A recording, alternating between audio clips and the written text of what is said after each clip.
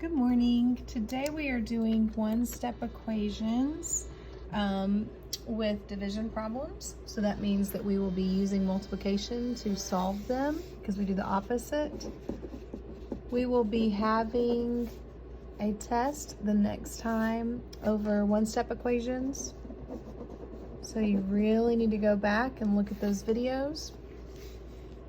Okay, so here we go. One-step equations. Today we're going to have, like I said, division problems. So x over 2 equals 13.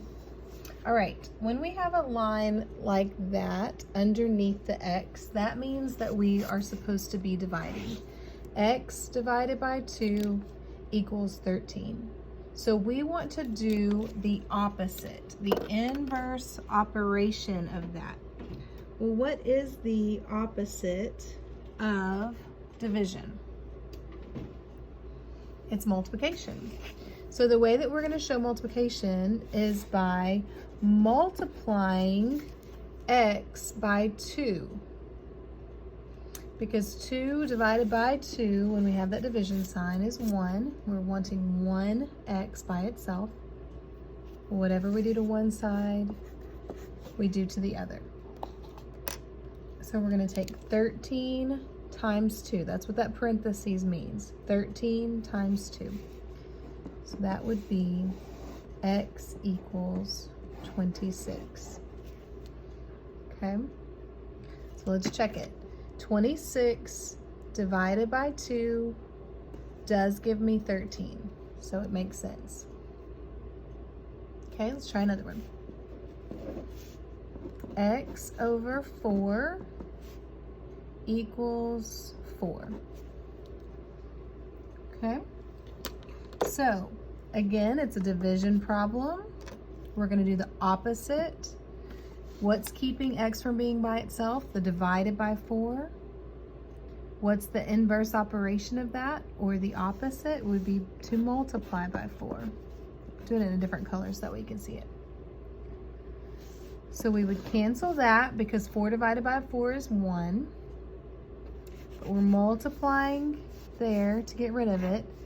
So we're going to multiply by 4 there. So whatever we do to one side, we do to the other.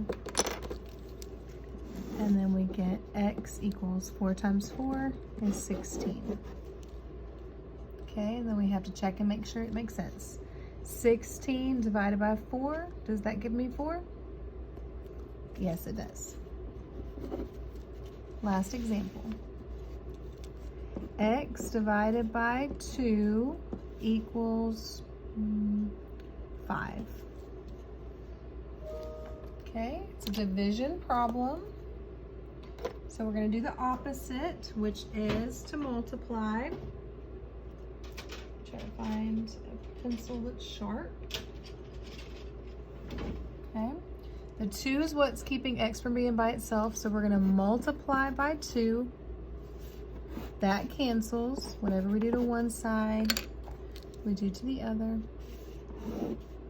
And x equals 5 times 2 is 10. Okay? So those are your instructions or your notes. Now, your assignment looks like this. And I just made it fillable as a worksheet so that you can fill it in on, after you've done the work. But I am going to show you number 1. X divided by 3 equals 4. Well, what's keeping x from being by itself? The divided by 3.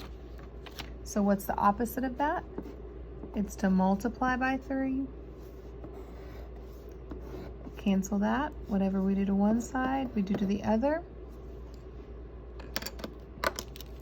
So x equals 12. And that's what you're going to fill in. Okay, so I'll know you've watched the video if you have number 1 right.